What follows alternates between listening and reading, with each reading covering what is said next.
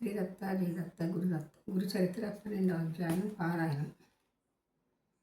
సిద్ధియోగి ఇంకా ఇలా చెప్పారు. అప్పుడు ఆ తల్లి పుత్రవాత్సల్యంతో ఇలా అన్నది, నాయన, నీవు లోకానికి ధర్మం చెబుతావు కదా, మరి నీవు కూడా 12 సంవత్సరాలు బ్రహ్మచర్యం అవలంబించాక, గృహస్థులు అయ్యి బిడ్డలు కలిగాక సన్యాసించి లోకానికి ఆదర్శం చూపాలి కదా. ఇలా క్షణికావేశంలో సన్యాసం స్వీకరిస్తే మానవులు పతితులవుతారని శాస్త్రాలు హెచ్చరిస్తున్నాయి కదా అని బ్రతిమాలింది. అంటే ఆయన సన్యాసం తీసుకోవడం ఇంక ఇష్టం లేదు కాబట్టి.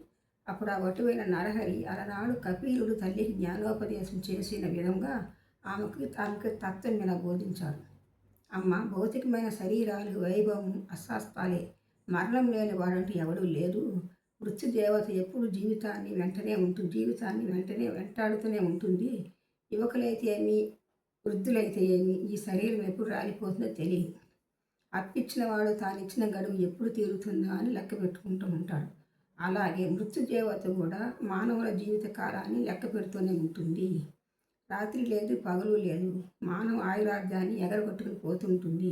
ఈ శరీరము, భార్యాబిడ్డలు, గృహము, ధనము, జీవితము అశాశ్వతమే. మరచి అవే ప్రధానం అనుకుని జీవించేవారు పశువుల వంటి వారు.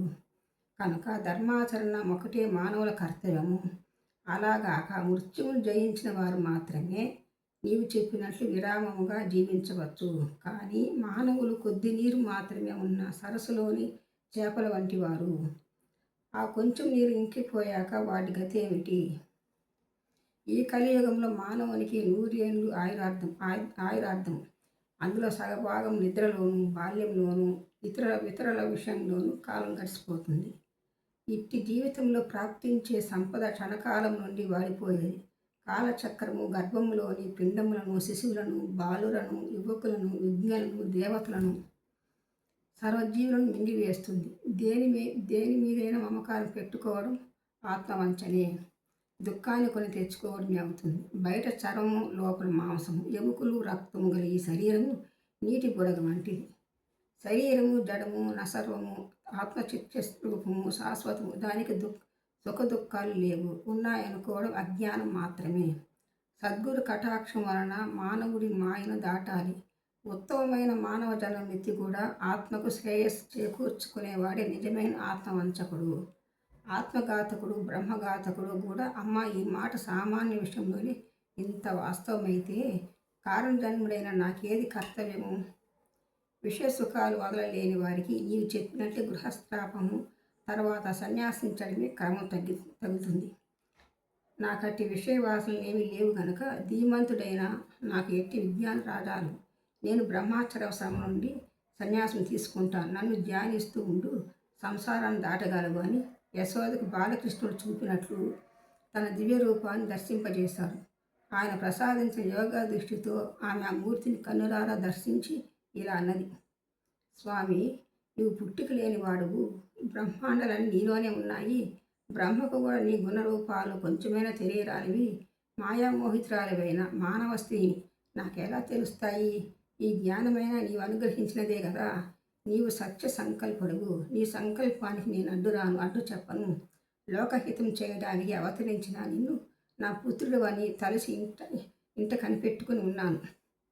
అయితే నీ దివ్యమైన ఆకారం నా మనసులో స్థిరంగా నిలిచేటట్లు అనుగ్రహించు.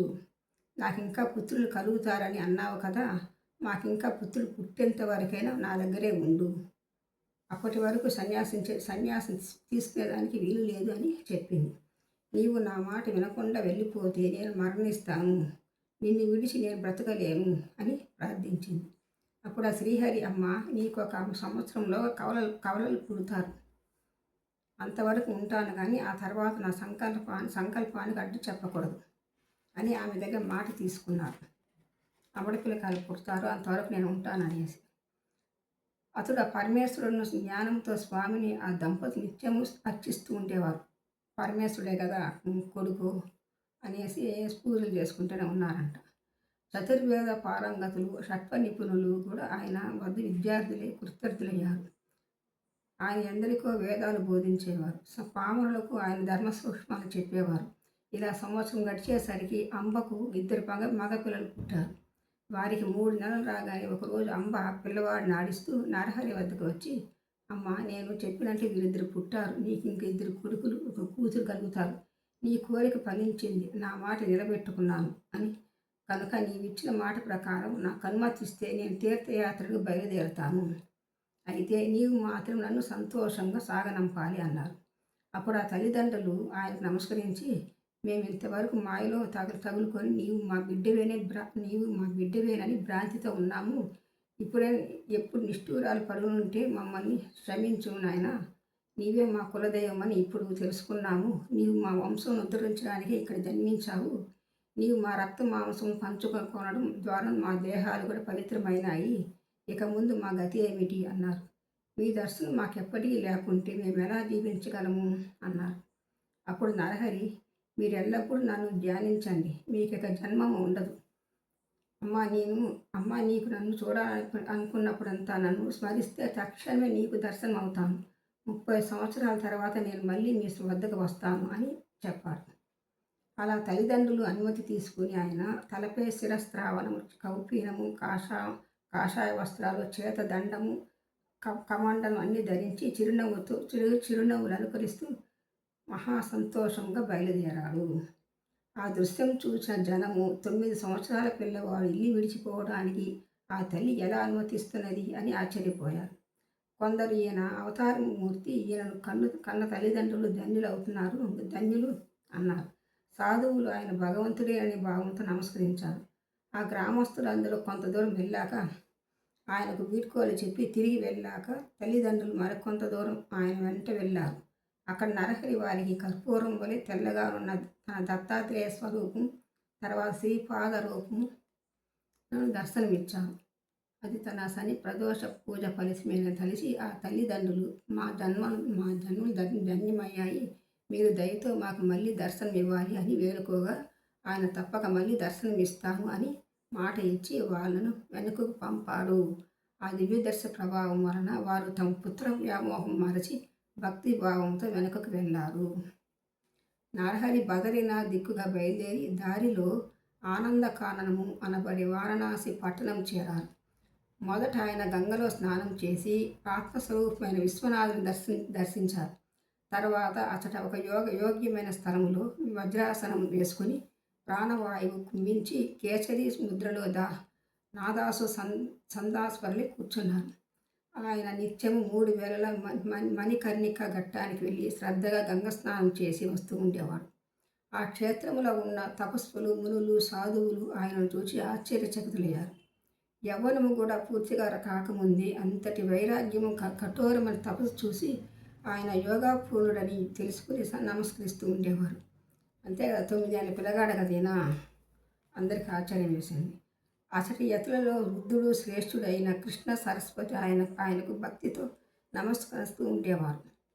ఆయన సాక్షాత్ అవతార పురుషుడని, సన్యాస మార్గాన్ని పునరుద్ధరిస్తారని, ఆయన గురుడైనప్పటికీ లోకోద్ధరణ కోసం మాత్రమే ఆదర్శప్రాయుడని, సాధకునిలా తపస్సు చేస్తున్నాడని, కనుక ఆయన వయసులో చిన్నవారైన జ్ఞానంలో వృద్ధులే కనుక ఆయనకు యతులు కూడా నమస్కరించవచ్చని కృష్ణ సరస్వతి చెబుతూ ఉండేవారు.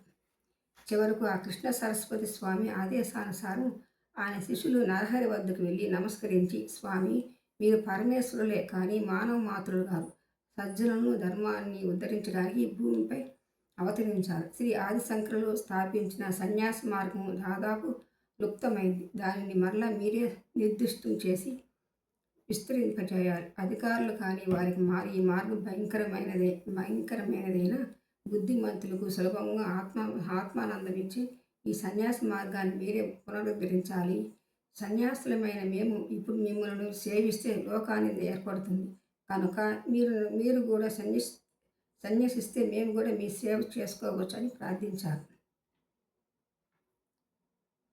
నరహరి వారి ప్రార్థనను మన్నించి సత్యప్రదాయం సముద్రణ కొరకు శ్రీకృష్ణ సరస్వతి పాదులను గురువుగా స్వీకరించి శాస్త్ర పద్ధతులలో వారి వద్ద సన్యాసం స్వీకరించారు. అప్పుడు గురువు ఇచ్చిన దీక్షానామం శ్రీ నృసింహ సరస్వతి. తర్వాత ఆయన కొంతకాలం కాశీపట్టణంలో ఉండి మానవులకు 4 పురుషార్థాలను ప్రసాదించగల వేదార్థాన్ని భక్తులకు ప్రసాదించారు. అంతవరకు గురు కథను శ్రద్ధగా వింటున్న నామధారకుడు, స్వామి, నాకొక సందేహం కలుగుతున్నది. విశ్వగురుడైన శ్రీగురునికి ఇంకొకరు గురువెలా కాగలరు? గురువును ఆశ్రయించి ఆయన సాధించవలసినదేమున్నది అని అని అడిగాడు. సిద్ధయోగి ఇలా చెప్పారు. పూర్వము శ్రీరామచంద్రుడు వశిష్ఠ మహర్షి శ్రీకృష్ణ సాందీవని మహర్షిని గురువులుగా వరించినట్లే శ్రీ గురుడు కూడా శ్రీకృష్ణ సరస్వతి స్వామిని గురువుగా ఎన్నుకున్నారు. ఈ గురు సాంప్రదాయం అనాది నుండి సిద్ధమైనది. దీనికి మూల పురుషుడు సదాశివుడు, ఆయన శిష్యుడు విష్ణువు, విష్ణువుకు శిష్యుడు బ్రహ్మదేవుడు అంటూ తర్వాత గురు పరంపర ఇలా కొనసాగింది. బ్రహ్మదేవుడి నుండి వశిష్ఠుడు, శక్తి పరాశరుడు, వ్యాసుడు, శంకరుడు, గౌడపాదుడు, గోవింద భక్ష్యవత్సాచార్యుడు, శంకర భగవత్సాచార్యులు, విశ్వరూపుడు, బోధజ్ఞానగిరి, సింహగిరి, ఈశ్వర తీర్థుడు, నృసింహతీర్థుడు, విద్యారణ్యుడు, మలయానందుడు, దేవతీర్థుడు, యాదవేంద్ర సరస్వతి, కృష్ణ సరస్వతి. ఈ కృష్ణ సరస్వతి స్వామియే శ్రీ గురుడని ప్రసిద్ధికి ఎక్కిన శ్రీ నృసింహ సరస్వతి స్వామి యొక్క గొప్ప గురువు. తర్వాత శ్రీ గురుడు తాము స్వయంగానే పవిత్రులైనప్పటికీ అనేక పుణ్యతీర్థాలు దర్శిస్తూ బదరికాశ్రమం చేరారు. తర్వాత ఆయన మేరు పర్వతానికి ప్రదర్శనంగా సంచరిస్తూ సర్వక్షేత్రాలు దర్శిస్తూ పుణ్యతీర్థాల్లో స్నానం చేస్తూ శిష్యులతో కలిసి గంగాసాగర సంగమం చేరారు. ఆయన మొదట గంగకు ప్రదర్శనంగా ప్రయాగ వరకు తటాక యాత్ర చేశారు. అది కూడా గంగా ప్రదర్శనములో సమానమే. అందుకే ప్రయాగను కూడా గంగాసాగరం అంటారు. ప్రయాగలో వారికి ఎంతోమంది శిష్యులయ్యారు. ఆ క్షేత్రంలో మాధవుడనే బ్రాహ్మణుడికి ఈ గురుడే స్వయంగా తత్వం ఉపదేశించి సన్యాసమిచ్చారు. శ్రీదత్త, జయదత్త, గురుదత్త.